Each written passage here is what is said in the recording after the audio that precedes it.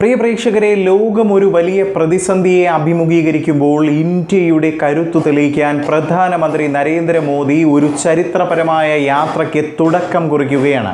May 15 മുതൽ 20 വരെ നീണ്ടു നിൽക്കുന്ന ഈ 5 രാജ്യങ്ങളിലെ സന്ദർശനം വെറും ഒരു ഔദ്യോഗിക യാത്രയല്ല, മറിച്ച് നമ്മുടെ രാജ്യത്തിന്റെ ഭാവി സുരക്ഷിതമാക്കാനുള്ള ഒരു വലിയ നീക്കം തന്നെയാണ്. എന്തുകൊണ്ടാണ് ഈ ഒരു യാത്ര ഇത്രയധികം ചർച്ച ചെയ്യപ്പെടുന്നത്? പശ്ചിമേഷ്യയിലെ മാറ്റങ്ങളും ആഗോളതലത്തിലെ സാഹചര്യങ്ങളും ഇന്ത്യയെ എങ്ങനെ ബാധിക്കും? നമ്മുടെ വീടുകളിലെ ഇന്ധന വിലയെ പോലും സ്വാധീനിച്ചേക്കാവുന്ന ഈ നിർണായക തീരുമാനങ്ങൾ എന്തൊക്കെയാണ്? ലളിതമായി നമുക്ക് പരിശോധിക്കാം. വാർത്ത ഞാൻ വിശദമാക്കാം. പ്രിയ പ്രേക്ഷകർക്ക് പേജ് റോഡിലേക്ക് സ്വാഗതം. യാത്രയുടെ ആദ്യ ലക്ഷ്യം അബുദാബിയാണ്. UAE president Sheikh Mohammed bin Zayed Al നഹ്യാനുമായി പ്രധാനമന്ത്രി കൂടിക്കാഴ്ച നടത്തുമെന്നതാണ്. നിലവിലെ സാഹചര്യത്തിൽ ഊർജ്ജ സുരക്ഷ ഉറപ്പാക്കുക എന്നതാണ് ഇതിന്റെ പ്രധാന ലക്ഷ്യമായി വരുന്നത്. ഇന്ത്യയുടെ മൂന്നാമത്തെ വലിയ വ്യാപാര പങ്കാളിയാണ് UAE. നമ്മുടെ രാജ്യത്തിന് ആവശ്യമായ ക്രൂഡ് ഓയിൽ, LPG എന്നിവയുടെ വലിയൊരു ഭാഗം എത്തുന്നത് അവിടെ നിന്നുമാണ്. അവിടെയുള്ള 45 ലക്ഷത്തോളം വരുന്ന പ്രവാസി സഹോദരങ്ങളുടെ ക്ഷേമവും ഈ ചർച്ചയിൽ പ്രധാനമായി അവതരിപ്പിക്കുമെന്നതാണ്. ഇന്ത്യയുടെ എണ്ണ സംഭരണശാലകളിൽ UAEയുടെ നിക്ഷേപം വർദ്ധിപ്പിക്കുന്നതിലൂടെ ഭാവിയിലെ പ്രതിസന്ധികളെ മറികടക്കാൻ നമുക്ക് സാധിക്കുമെന്നതാണ് മനസ്സിലാക്കുന്നത്.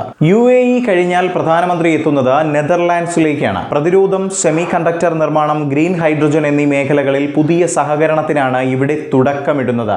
ഇന്ത്യയിൽ വലിയ നിക്ഷേപം നടത്തുന്ന രാജ്യങ്ങളിൽ 4ാം സ്ഥാനത്താണ് നെതർലാൻഡ്സ്. നമ്മുടെ രാജ്യത്തെ സാങ്കേതിക വിദ്യയിൽ കൂടുതൽ സ്വയം പര്യാപ്തമാക്കാൻ ഈ സന്ദർശനം സഹായിക്കും എന്നതാണ്. പ്രത്യേകിച്ച് ജല മാനേജ്മെന്റ്, സെമി കണ്ടക്ടർ മേഖലകളിൽ നെതർലാൻഡ്സിന്റെ വൈദഗ്ധ്യം ഇന്ത്യക്ക് വലിയ നേട്ടം തന്നെയായി മാറുമെന്നതും എടുത്തു തന്നെ പറയണം. യാത്രയുടെ അടുത്ത ഘട്ടം വരുന്നത് സ്വീഡനിലേക്കും നോർവേയിലേക്കുമാണ് കേട്ടോ. നോർവേയിലെ ഓസ്ലോയിൽ നടക്കുന്ന ഇന്ത്യ നോർഡിക് സമ്മിറ്റ് ആണ് ഈ യാത്രയുടെ ഏറ്റവും ആകർഷകമായ ഭാഗം.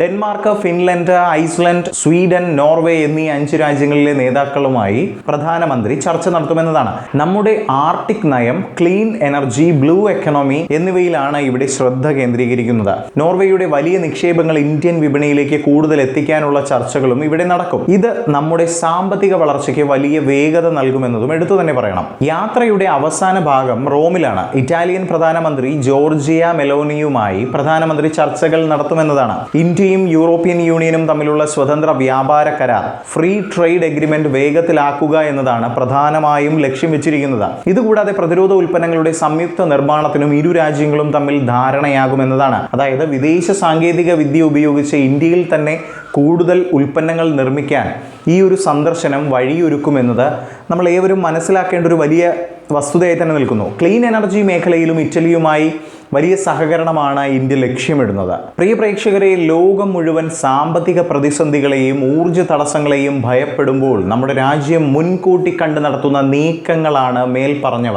ലോകത്തിലെ ഏറ്റവും വേഗത്തിൽ വളരുന്ന സമ്പദ് വ്യവസ്ഥ എന്ന നിലയിൽ നമ്മുടെ സ്ഥാനമുറപ്പിക്കാൻ ഈ 5 രാജ്യങ്ങളിലെ സന്ദർശനം അങ്ങേയറ്റം നിർണായകമാണ്. പ്രധാനമന്ത്രിയുടെ ഈ നയതന്ത്ര നീക്കങ്ങൾ രാജ്യത്തിന്റെ വളർച്ചയ്ക്ക് എങ്ങനെ സഹായിക്കുമെന്നതിനെ കുറിച്ച് നിങ്ങളുടെ അഭിപ്രായങ്ങളും മറ്റ് നിർദ്ദേശങ്ങളും താഴെ കമന്റ് ബോക്സിൽ ഉറപ്പായും എഴുതി അറിയിക്കുക.